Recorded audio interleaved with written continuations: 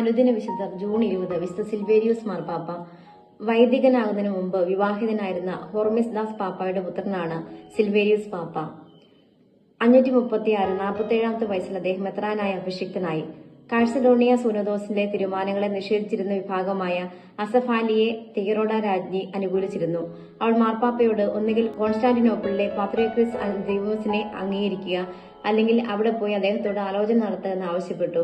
അത് സാധ്യമല്ലെന്ന് മാർപ്പാപ്പ മറുപടി നൽകി. അന്ന് കോൺസ്റ്റാന്റിനോപ്പിൾ വിജിലിയൂസ് എന്നൊരു ആർച്ച് ഡീക്കൻ ഉണ്ടായിരുന്നു.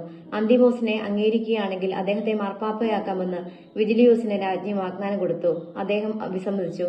അദ്ദേഹത്തെ നാടുകടത്തി. ജസ്റ്റീനിയൻ ചക്രവർത്തി ക്രൂരത മനസ്സിലാക്കിക്കൊണ്ട് മാർപ്പാപ്പയെ റോമിലേക്ക് മടക്കി അയക്കാൻ കൽപ്പന ഉണ്ടായി. മാർഗമധ്യേ ശത്രുക്കൾ മാർപ്പാപ്പയെ പ്രതിരോധിച്ചു. വന്യമായ ഒരു ദ്വീപിലേക്ക് കൊണ്ടുപോയി. അവിടെ 538 ജൂൺ 20 സിൽവേരിയൂസ് പാപ്പ അന്തരിച്ചു. അദ്ദേഹത്തെ ഒരു രക്തസാക്ഷിയായിട്ടാണ് പരിഗണിക്കുന്നത്.